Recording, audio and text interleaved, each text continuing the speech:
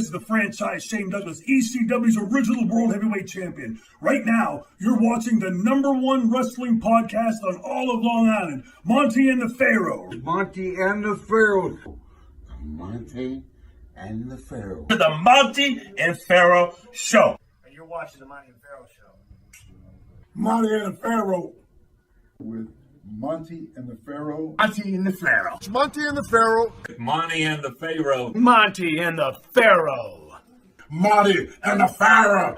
Monty and the Pharaoh. Monty and Pharaoh. It's Monty and the Pharaoh. And Monty and the Pharaoh. Oh, is it Monty and the Pharaoh? Monty and Pharaoh. The Monty and the Pharaoh Show. Monty and the Pharaoh. To the Monty and the Pharaoh show. And it's Monty and the Pharaoh, baby. Watching Monty and the Pharaoh. With Monty and the Pharaoh. Monty and the Pharaoh.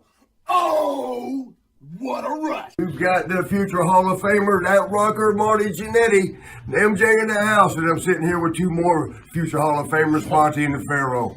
We're doing that stuff and we gonna rock it.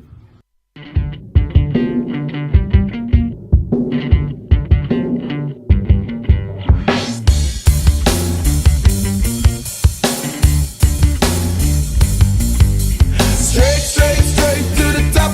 We're living this life, not just dreaming it, we're doing it for real. Straight to the top.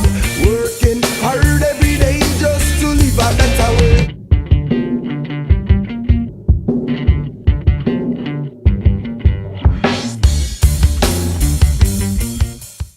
All right, welcome back to Long Island's #1 pro wrestling broadcast. Monty and the Pharaoh, seen only here at Village Connection Radio, live out of Rockstar Studios. A special Saturday edition, and at the board is our super producer, Mr. Stephen Miller. Stephen, how are you? I am good, Monty. And to the right is the star of the show, Mr. Jimmy Pharaoh. Good evening, back once again. I want to thank our theme song band Aqua Cherry, who sings Straight to the Top. You could buy Aqua Cherry's music on Reverb Nation, Google Play, or wherever music is sold. Catch Monty and the Pharaoh on iHeartRadio, Anchor, YouTube, Spotify, Google Play, Breaker, Channel 115 every Tuesday from 8:30 p.m. to 9 p.m. and every Saturday from 6 a.m. to 1:15. And we have a special guest.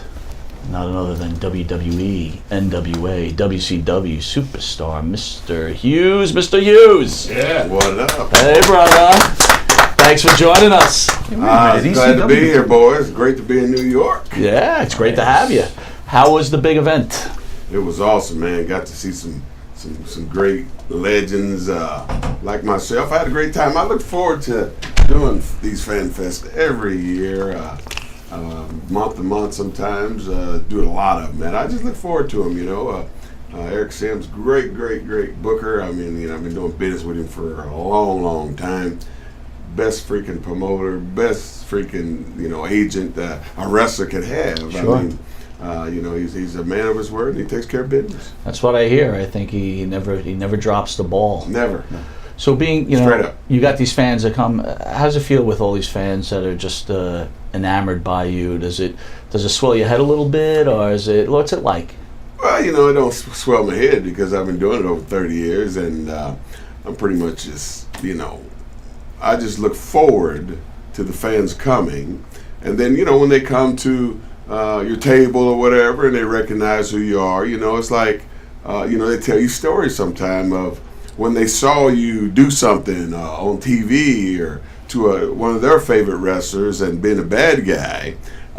It makes me feel like I've been doing my job, because people say, I didn't like you, Mr. Hughes, for a long time. I did not like you because you beat up so-and-so and you know, did this to so-and-so. You know, but they come to the table and they talk to you. You understand? And that's the exciting part that I look forward to. And then nowadays, you know, you got young people that haven't seen you because they wasn't born yet. Right. Back when I was in, you know, WCW, it was like, you know, 1990. Mm-hmm. And then WWF was 93, 96, 99. And some of these kids wasn't even born yet. Mm-hmm. So when they walk past you, they say, Dad, who is that? Well, the father might know, right, but the kid doesn't. So thank goodness for the phones, these cell phones where you can just YouTube or do the network Because I did a lot. I worked for a lot of companies, so I'm on a lot of those different companies. Like, here, son, this is Mr. Hughes. That's him right there. He's the one that beat up The Rock. He's the one that beat up The Undertaker. He's the one that beat up so-and-so and so-and-so. You know what I'm saying? And so now I see when they do that, I mean, that could be like a few steps over here, showing the kid on the phone. The kid, you can just see them just light up like, oh, that's who that is. And then they come to the table. And they just pick out something, sign it for them, take a picture, and so forth and so on. Speaking of kids, how about when you were a kid? Did it start with you with wrestling's love as a kid, or did it come later? Oh, no doubt about it, man. I tell you, I do podcasts, and I have my own podcast sometimes that I do. Okay. And I tell people what really inspired me to want to be a wrestler, wanted to get into business from a little bitty fella, man. I mean, I used to, I'm from Kansas City, by the way. Okay. Home of Harley Race and you know, Bob Geigel. Chiefs fan? How about the Wow, Chiefs? you must be like so happy. Congratulations. Oh, yeah, man, congratulations, man. We're so Jet happy. fans. We know. We wait. We wait. We get the it. happiest That's next day year of for my us, life right? since when I went to the WWE. I'm telling you, it was a very happy day. And so, you know, I started in Kansas City, and as a little fella watching it on television, it was black and white at first. And they used to come on every Thursday night, Kansas City, 8 o'clock. And I'm watching, you know, Rufus R. Jones and Harley Race go at it. I mean, the Stomper, Pat O'Connor. I mean, all these old school wrestlers, man. And I was like, I saw a match between Harley Race and Rufus R. Jones one night. And that's the match that bug came through the television and bit me, man. And I was like, that's what I want to do. When I grow up, I want to do this. But I ended up, you know, getting in sports. My bigger brother showed me how to start doing push-ups and sit-ups and pull-ups. That's how it all started for me. And so that part of when I was a little kid watching Harley Race and Rufus go at it, that's what made me want to be a professional wrestler. That's what happened. You think Rufus has flown under the radar a little bit historically at this point? Oh, no doubt, man. Okay. Rufus was he your hero with Harley? I mean, who are you looking up to? Rufus and Harley were the two main guys. You guys. That made me want to be a wrestler. Just watching them two wrestle each other, because they used to have some serious angles. You see, I mean, they'd go at it, and it wasn't exposed yet. Way back then, man, we all believed what we were seeing, so we were homed in to what this every Thursday, man. Wrestling getting ready to come on. My partner and I debate about Harley Race often. What was the magic of Harley Race? Well, let me ask that. So I was talking to Tony at the big event, and he was talking about the greatest wrestler that he's ever seen or worked with, and he named Harley Race. Yeah. I grew up a WWE guy, right? So it was a different type of wrestling compared to the NWA. Right. And I never got the Harley Race thing. I understand he was great, but Tony said you don't understand as a fan how he was as a wrestler and how perfect that he could work with any other wrestler. So being a wrestler, can you explain to us why I'm so wrong about Harley Race? How about as a kid? What made you love him so much? Harley, he told a good story, and he was a good psychologist in that ring. I mean, that's the key right there. That's what's lacking in this world these days of professional wrestling. Like I heard, you know, earlier that y'all was talking about they were doing the Killer Bees were talking about the video game type of style of professional wrestling. But I say this all the time when I do my podcast. I say this: if they don't go back to what got us to this point, there will not be any fans to go watch wrestling. Fans don't want to look. I don't want to go pay to get in a show $40-$50, and all I'm gonna see is this bunch of flip flopping going around. I mean, as you know, as you can see or hear, all the legends and old timers say the same thing about today's wrestling. It has no psychology. I don't like watching it no more. I got 5 of my students in the WWE right now. Only time I watch it is when they're on television. After they're done, I turn it off. Heath Slater, Apollo Crews, Antoine Brewer, Sam Shaw, and there's one more they just signed. Sam Shaw. Yeah, Nice. I trained him. Okay. And all these cats are down What are they there. doing with him? I don't know, but he's at NXT right now. Okay. Okay. After 12 years, they're hitting the pavements and highways and byways of the indie scene. They finally bid on him a little bit and said, "All right, we want to do some business with you." Oops.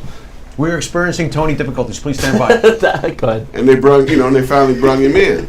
Then there's one, Jonathan Gresham. He's in Ring of Honor. You got, and then in TNA you got Kiara Hogan and Moose. Okay. So so I trained a lot of talented young people, and I trained them the same way that I was brought up and trained, which was the old school style of professional wrestling. That's why these people got a job, because they looked at them and said, "Oh, they understand psychology."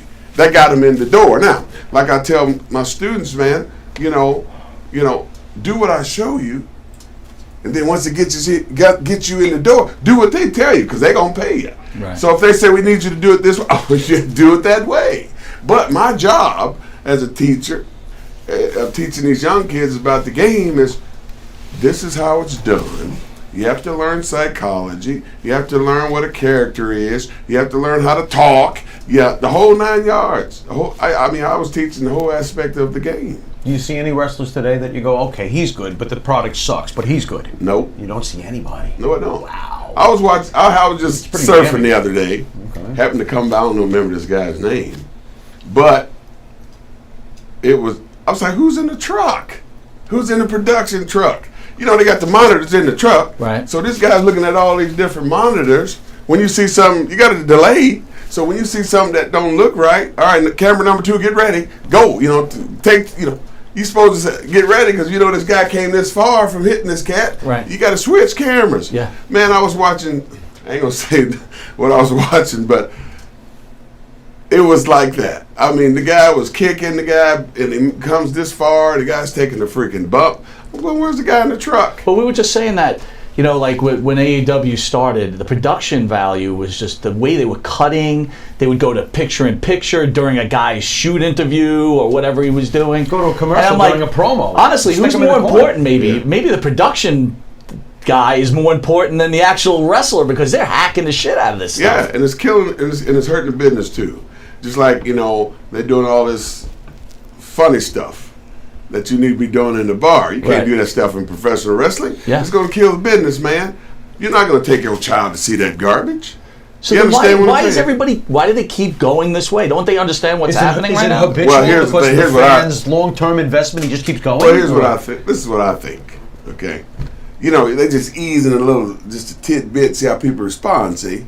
And if people don't say anything about it, they're going to just keep easing more and more in there, you see? And so I was like, man, they probably lost about 20,000 people like that, just from around the world. You understand? Around the country, just because people say, I'm not going to take my kid to see that. I got daughters and young kids, and I'm not going to take my kid to see that stuff. So it's pretty much rated R. You understand? And somebody asked me, what do you think of that transgender guy, whoever, whatever, that they gave, put over and all this? I was Nyla Rose, right? Look, oh yeah, I don't have nothing against people.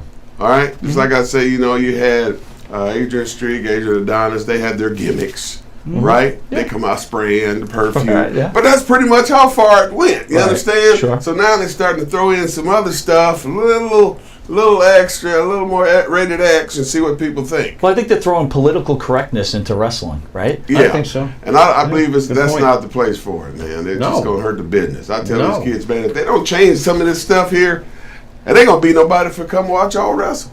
You're right. I tune in to escape, not to be, Yeah, I just, I mean, we're older now, so it's a little bit different. But I try to say, okay, if I was an 18-year-old kid and I'm trying to watch this stuff, I'm thinking to myself, look, again, I grew up watching Tony Atlas, Hulk Hogan. So did I. Right? Yeah. And I mean, these guys. Man, Tony, you're old. They're not making stars. No. And I got to tell you, it's also an insult too. Look, I'm going to say it. I know you don't watch a lot of it, but they got this guy Orange Cassidy who has his hands in his pockets, and he sits there and he gets thrown around, and he's a gymnast, and he can land on his feet, and I'm like, what is this garbage? Exactly. When I first seen that, because somebody was talking about it, I was like, what are you talking about? Some guy wrestling with his hands in his pocket. How you gonna work with your hands in your pocket? How are the people gonna believe that you can beat this individual over here with your hands? Oh, in they're your all pocket? over it. You understand? I'm going like, that's the kind of stuff that hurts the business. It's going to kill the business. The wrestling is contact sport. Here you are trying to wrestle this guy. He does a little flip flop and then jump up and put his hands back in his pocket. I'll be like, that is not believable. Where's the psychology in that? And with that, we'll be right back with WWE, WCW superstar Mr. Hughes.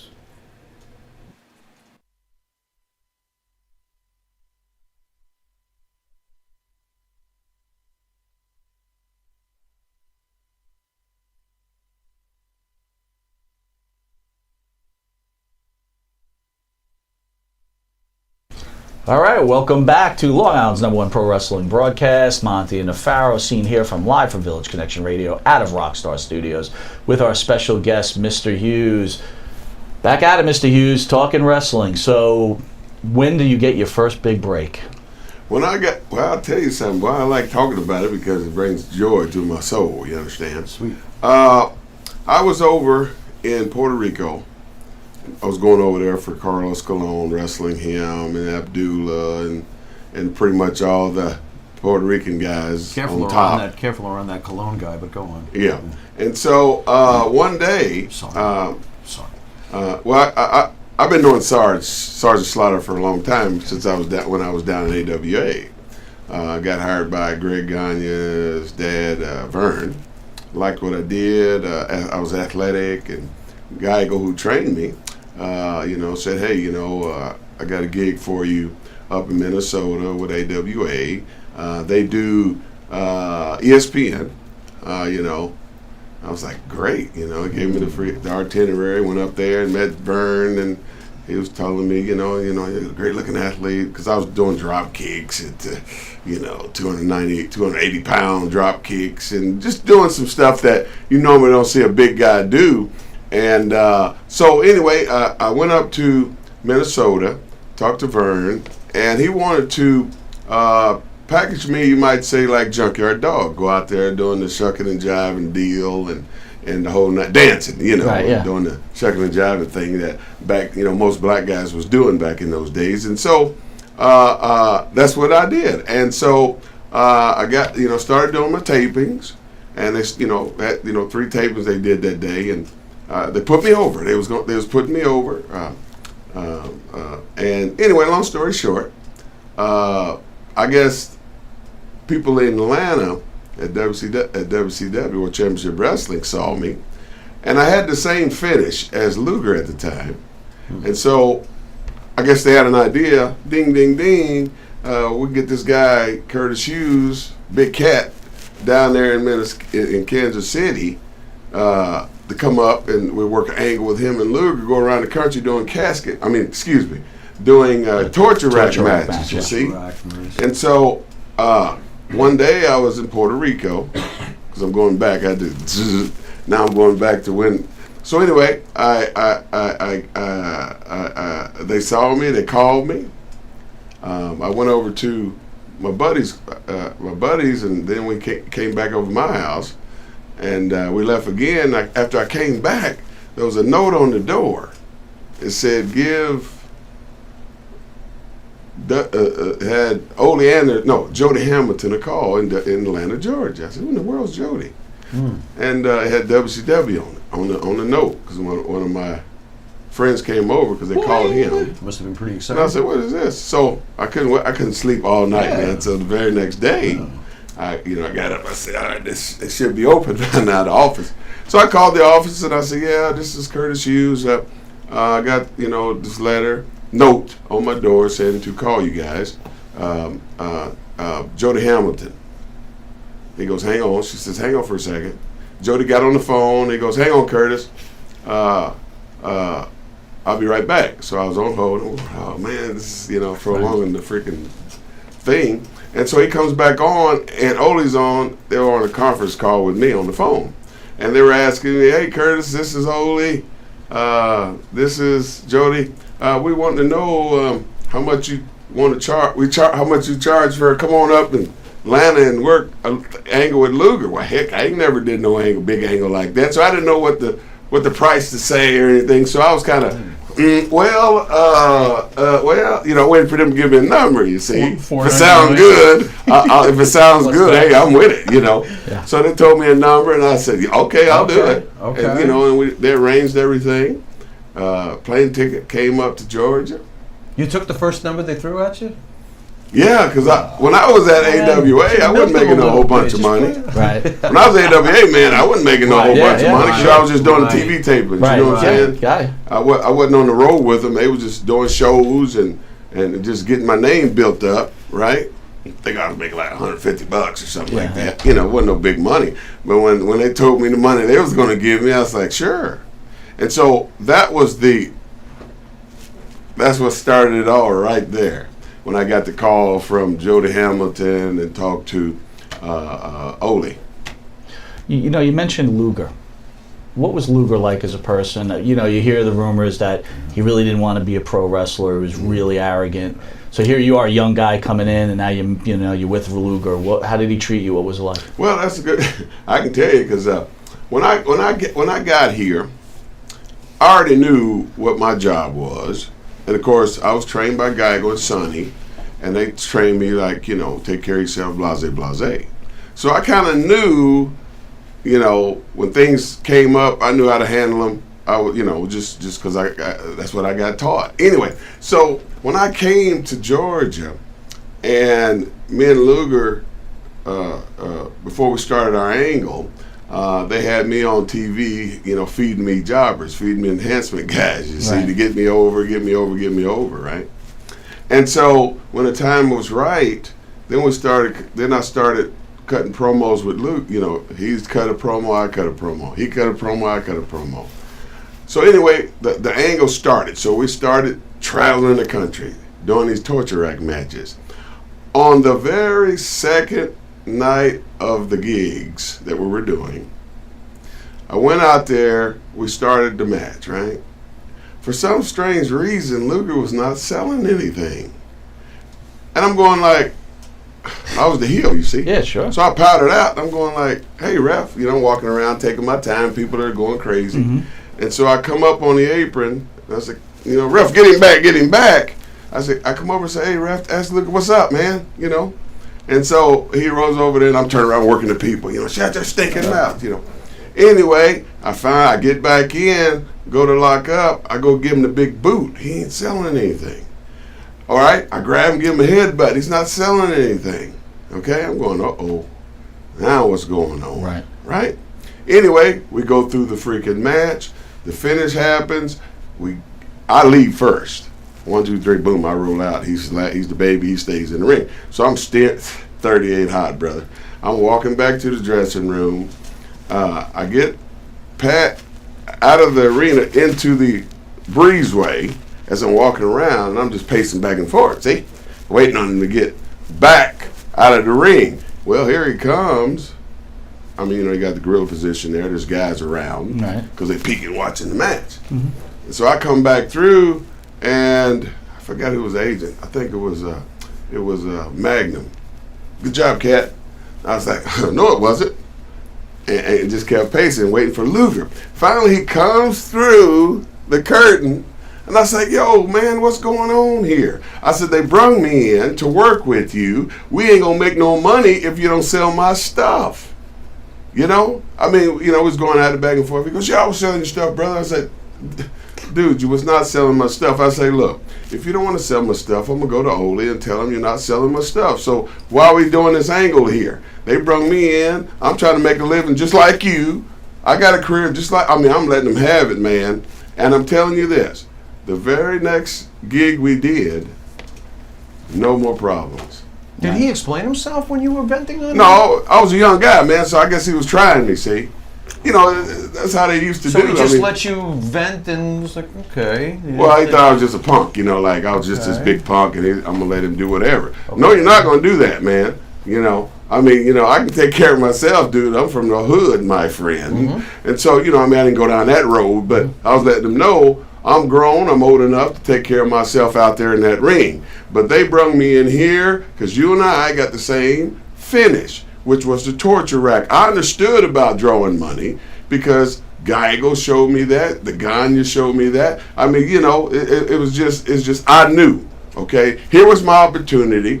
I'm in this big company. Let's work together. We're in this 20,000 seater place, just so packed with people. Okay, I'm getting some good heat. They're booing me like crazy, and this guy don't want to work. I'm going like, man, why they stick with this dude? He don't even want to work, man. You know what I'm saying? But when I went back there and had that meeting with him, without throwing any blows, I was just, hey, man, you're talking to a grown-up here, you know? And after that, we had no more problems anymore. When you look back on that time, I find it really interesting because you were fairly new, like you said. Mm-hmm. You also said that you were even throwing drop kicks at a guy your size. Yeah, right to the head, too. So you clearly were doing some good stuff in the ring, and you're new, and they put you in with Lex, whose reputation in the ring is not exactly Bret Hart. Right. I mean, were you raising an eyebrow right away to yourself before you've worked with him? Like, well, you know, I mean, I give everybody a chance. Okay. You understand? I mean, I just came in, so I really didn't know his reputation. I didn't know. Found that kind of fast. What kind of heat he had with other guys. Yeah. You understand? So I had to learn as I went. Right. You understand? Right. And so you know, as things went on after I had that little, you know, meeting with him in the back, things got better and better. And then we started having great freaking matches. He sold everything. He registered everything. I mean, you know, if I said, hey, you know, if I threw a punch at him, he'd sell it long enough so I can work the people and go back to him, showing the people. Basically what I was doing was I was trying to show Ole and all the other guys in the back that I could work. Right. See, I'm not just some big athletic guy coming in because I got the same finish that Luger has. I wanted to show them that I understood psychology, understood how to work. And that's what I was showing them. Get the baby face over with wrestling first when the time is right and you feel the people love him. Now it's time to cheat. You follow me? Yeah. And that's what is lacking in wrestling today, man. And that's why a lot of people don't watch it no more because it's really not entertaining. It's just a bunch of young cats in there flip-flopping, hitting the ropes, flopping and flipping around like we was talking about earlier, like a video game. I don't want to see no wrestling like that. If that's what you call wrestling, y'all better change the label on that one. But do you think that the organizations, you know, WWE will call AEW one of the players now too, that they don't build stars? I think they just bring guys in for a period, have them do some things, change their name so they can own the rights, build them up, make some merchandise, you know, push. When the time is right, when they're done, adios, amigos. Wow. But they keep the money because they own the freaking rights. Sure. You see? You've mentioned Ole several times, and I've never seen somebody with a 0 batting average, so I need to know. Ole Anderson, yay or nay? I'd say yay because it wasn't for him. Yeah, he just got his first base hit. Ole Anderson just got his first base hit. Congratulations. Well, he's going for 2. Well, Tony Atlas likes him too. Tony Atlas, look at this. Interesting. Sonny Beach, you want to give him a single too? He never gave me an opportunity, so I don't know Ole good enough to say anything. All right, so he just got picked off at second. And I'm going to tell you why. Okay. Let me tell you why. Okay. The reason why I say thumbs up to Ole, because Ole gave me a shot. He gave me opportunity, man. You understand? And people say things about Ole. I've heard that, you know, Ole's prejudiced. He might be. I don't know. But he never showed me that. All he showed me was, kid, I'm going to push you until his time ran out on the book and Dusty got it. Okay?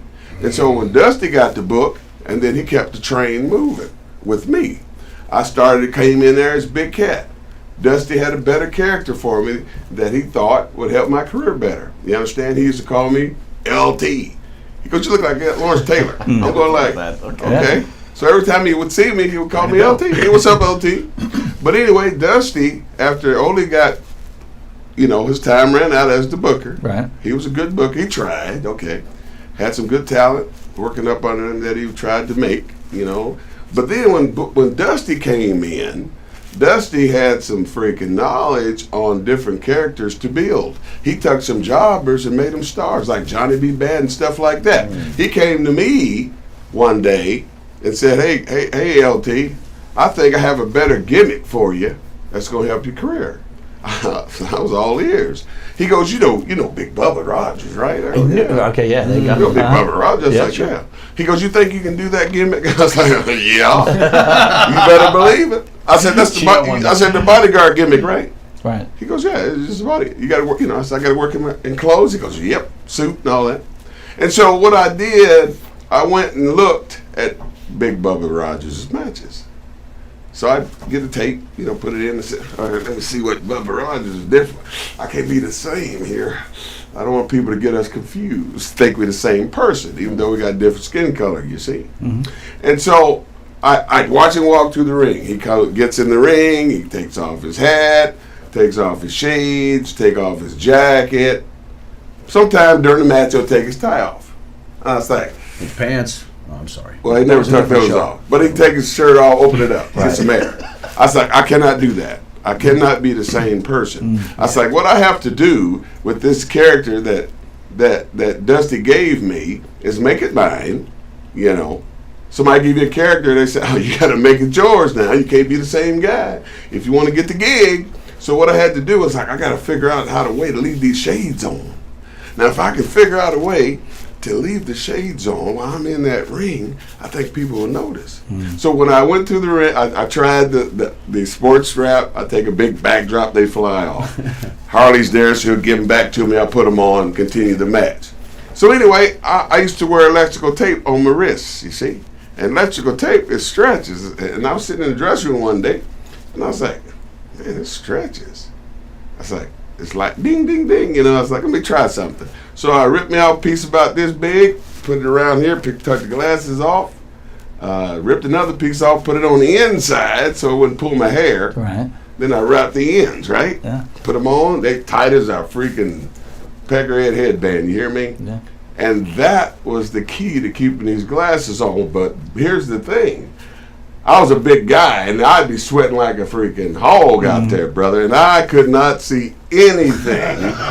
With this steam bath going on. Man, I'm sitting there, I have to, sometimes I go like this, just try to look up under them so I can see when I'm hitting the ropes. Right. Oh, my God. So I was like, oh, this ain't going to work. How safe? But I had a Cadillac at the time. I bought it from Pee Wee Anderson, Lord rest his soul. He was referee up there in WCW. He had this Cadillac that he was selling. Now, I'm coming in. I didn't have a car. They was flying me back and forth, you see. Kansas City, Atlanta, back and forth. TV tapes, things like that. And so Pee Wee said, yeah, I'm selling this Cadillac. It's a good car, great running car. I'm selling to, he's $1,500. That's how I buy it. Bought the car, and let me tell you something, man. This car got me all over the freaking place, right? And so now, in the trunk of this car, I bought this defogger stuff. You put on the windshield. Yeah. Because you come out, when it's cold or damp outside, they don't fog up. You don't have to turn the defrost on to clear up the thing. You just start up and take off. I was like, man, I got some defogger in the trunk. So one day, I went out to the car. I had a show, and I come in the house, and I went to the gym, and I put them on and worked out. Just hitting the weights to get the sweat going. And so I had put some of that on there before that, and I noticed, and they had a sauna and a steam room at the gym. So I was like, all right, here's the big test. So I went in the sauna, I went in the steam room, and I could still see clear as day. And I was like, this is it. And that was the key to me seeing from that point on. Boy, you worked hard to make sure these glasses worked. Well, see, I wanted to be different. I didn't want people to get me mixed up with Big Bubba Rogers, man. Because so ever since I started wearing the shades, nobody has tried. They tried it, but they didn't know how to do it.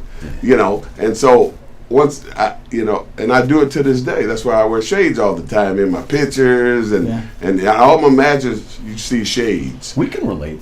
One match I had. Well, hold on. I'm going to hold you right there. We're going to take a quick commercial break. We're going to come right back to Pro Wrestling Superstar, Mr. Hughes. Woo!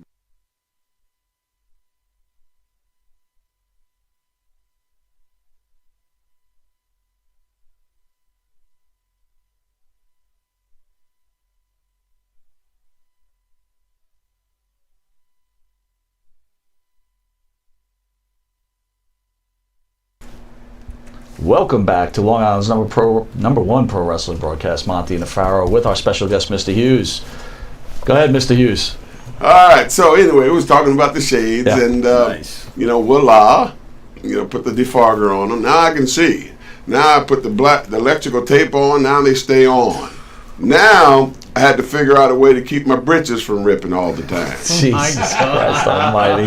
So I went to this tailor store. And so I was like, investigating. I mean, because a few times on the house show they would rip. And I still have to this day. Rufus R. Jones gave me a few of his old wrestling tights. Yeah.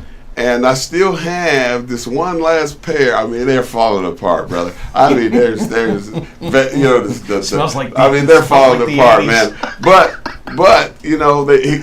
I'll never throw them away. Yeah. Why? Because he was really one of my idol wrestlers. That's why I got into business. Yeah. Him and Harley Race, right? And so I just said no, I can't. I'm gonna put them in a frame. I'm not gonna throw them away. Sure. I had a whole bunch of others. But, I went home to visit my mom one day and my nephews and nieces. I had some boxes in the closet, from my old gimmick. And kids was in there playing, and they finally got in the closet. Ooh, let's explore in here. So they explored in the closet, started opening up boxes. Oh, what are these? Red boots. What are these? Red tights. Ooh, what are these? And started going through all my freaking gear. Had it all scattered everywhere. You understand? And walking it outside with my boots on. I mean, had my tights on. I mean, they lost everything. But because I wrestled in those tights, they never got lost. So with that said, I mean, I just tell you this: wrestling to me needs to get back to the old way of doing things. Or there's not going to be any people to go watch the wrestling. You think maybe it's too late? Real wrestling fans, let's put it that way. Do you think it might be too late? It's never too late. It's never too late to change. You understand? But here's the deal. I believe that WWE and these companies are trying to cater to this different style of it and see where it goes. But I can tell you where it's going to go. Nowhere. Well, let me ask, what's your opinion on TNA giving a woman the world's heavyweight title? Well, I mean, there's a lot of women that get belts, but the man's belt. That's what I was getting ready to say. But here's the deal. Come on now, you got a female and you got a male. Okay. Come on now, you want the fans, you want people to buy what they're seeing. Realistically, is that believable? No. I mean, common sense would say, well, wait a minute now, that's not quite believable. Well, for some people, they might say, well, what about China and Jericho back in the day? That type of situation. I still think Jericho could take her anyway. Sorry. Well, Tony. China was a good athlete. She was a good-looking athlete. And she was big, and it was believable she could win one time. From the way she looked. Yes. Okay, she walk in the bar, man. Everybody be like, "Ain't fighting her." I'm going the other way. You understand? Right. I mean, she could be a guy. She could be a woman, but I ain't gonna give it a shot. Yeah, sure. You see? Now, but the other one. Oh my God! I have never seen her. I don't know how big she is, but well, that's the other thing. I'm going to go the reverse on you. So Nyla Rose, transgender, against a 90-pound woman wrestler, and the 90-pound woman wrestler beats the 300-pound male transgender. But she just did beat her though, finally. Yeah, right? but I mean, again, that's even unbelievable. Yeah, this is what that. You see what I'm doing here? Sure. I'm digging this grave here for professional wrestling. You understand? Yeah. I'm just telling you the truth, man. I agree. Yeah. That's why I've been training people for over going on 18 years, man. Okay. And I train the old school way. That's the way I do it. That's the way because I'm telling you this, when people come to the shows at the school, I mean, they'd be like, man, these guys work like like old school wrestlers. They keep coming back for more. The place gets more packed because we're doing old school stuff. Not a bunch of that flip-flop, because I used to tell my guys, I don't want to see all these spots in here. I said, if you're going to do spots, you're not going to wrestle, period. If you don't want to do it the way I'm showing you, I'm trying to show you how to get a job so you can eat. Yeah. I'm not showing you how to be a freaking weekend warrior. You understand? So you're training on a certain style, not all styles. Well, I mean, I teach. Okay, for example. You know what I'm saying? Like the flippy flop guys. For example. Okay. For example, You get a guy come in, he weigh about 500 pounds. Okay. Now, I know when a guy comes in, okay, I know what I can do with him. I know I can teach him and teach him and teach him. I'm not going to teach everybody the same way. First, I'm going to see what kind of athleticism you got. If you're athletic, right? If you can hit the ropes without tripping over your feet, things like that. Right. You know, I try and see where you at first before I get in there and just blow you up and make you throw up. You understand? Yeah. I'm trying to take each individual that comes in, all right? Like, so for example, you come in. Okay? And you say, I want to be a wrestler, Mr. Hughes, and we sit down talking. I'm saying, so how far you want to go in this? Right? And you say, well, you know, I want to go to WWF. Right? And I'm saying, well, here's the deal on that now. To get to that level, you have to be pretty good. It's going to take you some time. You're going to have to learn what I'm going to show you, get it down, learn to cut a promo, figure out what kind of character you want to portray, and play on that for a little while. Once you graduate to the outside shows, indie shows, then you got to keep doing that till you figure out how to do this stuff fully. Then you probably can get an opportunity to go to the big house. You understand? You get guys come in, they want to go from the little house to the big house. Could you show me about a month's worth of stuff and I can go on out here in the indie scene and wrestle for somebody? That's what's killing this business. Some guys do not get full training.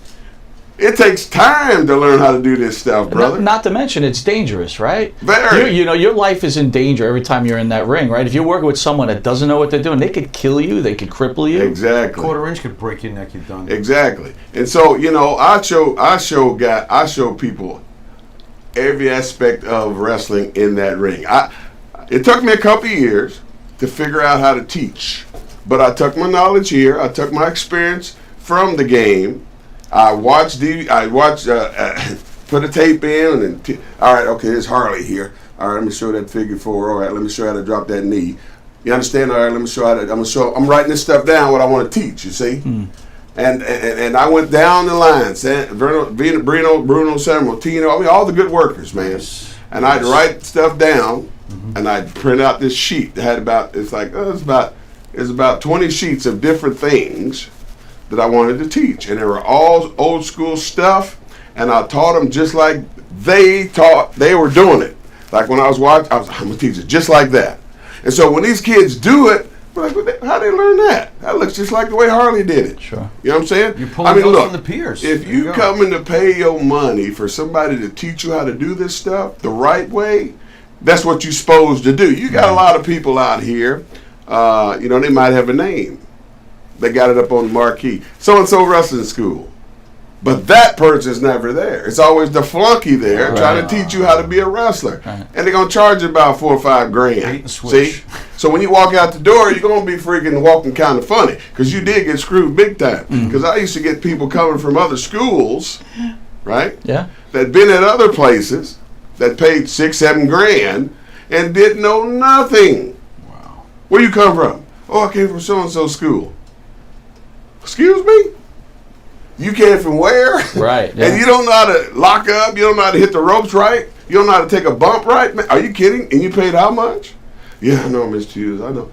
Dude, kids do not do research on nothing anymore. Here we got this phone. Here we got the internet. Yeah. Where you can go in and check. All right, let me check out so-and-so school. Let me see how many people from that school has made it. That's what I mean by doing some research. Let me jump from the top of a mall, and hopefully I get enough hits that maybe some organization will take me up. Well, that's an idiot right there. You understand? So let me ask you this: do you think the Performance Center is hurting your business as being a trainer? Performance Center. The NXT, WWE that Sean's been doing for the NXT Performance Center where they train. They go find these guys, they train them. Is he also killing a guy like yourself who's trying to run a wrestling does school? it give exposure to the fact that there is training facilities out there to go to? Well, you know, look, when you know, right now there's 5 of my people down there. They're all over the place. All the TV shows that's on TV, I have students at these places. You understand? And so, you know, when you say, hey man, who trained you? And they say, oh, Mr. Hughes trained me. Wait a minute. He trained you and you and you. How come he ain't down here? Yeah. Right, yeah, exactly. Sure. You understand? Yeah. And so, you know, and you'd be like, well, I don't know, I ain't down here. But see, the show still goes on.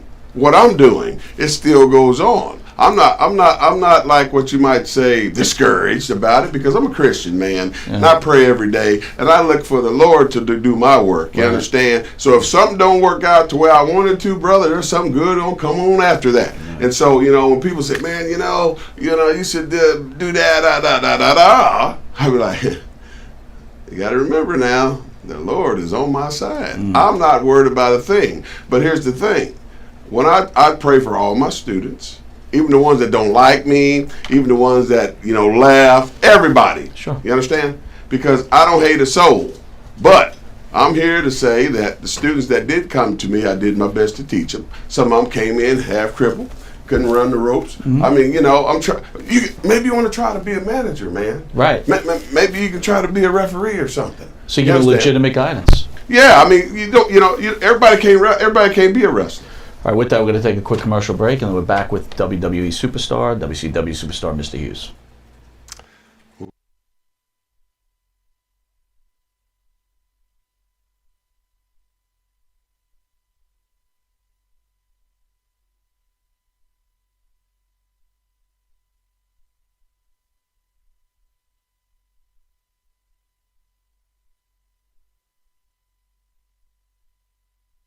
All right, you're back with Long Island's #1 pro wrestling broadcast, Monty and the Pharaoh. We're with Mr. Hughes. So Mr. Hughes is talking about his thing. We got about 5 minutes left, Mr. Hughes. So quick question for you. Is there more pride in your professional career as a wrestler, or do you feel more pride that you've trained wrestlers and they've made it into the big time? Man, I tell you, man, I'm just so proud that I have trained, I train, just thousands and thousands of guys all over the world. They come from all over the place. But here's the thing that really gives me joy. Okay, you remember that movie Rocky? Yes, sir. When that young kid, that homeless kid, came in the picture, and Rocky, took him under his wing and showed him the ropes and gave him that little fist, to hang around his neck. Tommy Morrison. Tommy, you got it. Kansas City guy, by the way. You got it. Anyway, and he got trained, and boom, he got his shot. He went to the dark side, got his shot. Rocky was trying to tell him, don't do that, blah. But anyway, he's on TV, he's doing his thing. Rocky's down in the basement. He's freaking, mimicking what he's doing, and do it like this and do it like that. I'm telling you this. That's when I seen one of my guys on television. Wrestling, that's the feeling I got. Yeah. Okay. Right. That brought me so much joy. But here's the deal. When I saw two of them wrestling each other on Raw, right. Heath Slater and Apollo Crews were wrestling each other one night on Raw. Had a bunch of my students over watching the show. And I was like, man, I'm sitting in my recliner, I'm going, boy, it'd be nice to see two of my guys work each other on this show one of these days. Hello. And I'm not kidding you, man. They went to a commercial, came back. This wasn't going on at the time. So they went to a commercial, came back. They're in the dressing room. Heath Slater is in there, and Apollo Crews is in there, and Heath's their two tag partners are in there. They're trying to talk Apollo into joining their side, but they say, okay, if I wrestle you, if you win, so forth and so on, then I'll do it, whatever. And so I was like, what? Say that again? Whoa! I'm looking at all my students and go, wait a minute. This ain't about to happen, is it? Sure enough, they went to another commercial, had a few matches, and then about 2 or 3 matches later, here they play Heath Slater's music. He goes to the ring. Right. Then I hear Apollo's music. Whoa! I'm going crazy. I'm sitting there, tears are falling down my face. You know why? Wow. Because these guys, I remember when these guys came in, didn't have no money. I mean, they were just, off the street, coming in from, Heath came from Virginia, he didn't have no money. Apollo, he's from Atlanta. I mean, these guys didn't have a whole bunch of money. I saw when, Heath was, starving and the whole 9 yards, man. But then, just to see these cats walk down that ramp on the Raw show, gave me the most joy. And I'm going to tell you something, I praised the Lord for a week. You're changing people's lives, man. And that's what I'm trying to do. Tell the fans where you're going to be tomorrow. Tomorrow we're going to be in Albany, New York at the, I can't quite remember because I don't have that piece of paper in front of me. It's all good. But, you know, You're in gotta help Albany, me New out. York, though. Tony, you're in Albany, New York, right? So. All right. Well, you know, you do. We can have a distinct honor, real quick, Mr. Hughes. First of all, I want to thank all the stars that came on this weekend to help us out with our show. We got a sad announcement to make. This will be our last show here at Village Connection Radio. Want to thank Jim Savali for hosting this show and allowing us to do the things that we love. And you know, I want to thank Jim for his personal friendship and you know, how we closely work together. And I tip my hat to you, Mr. Miller.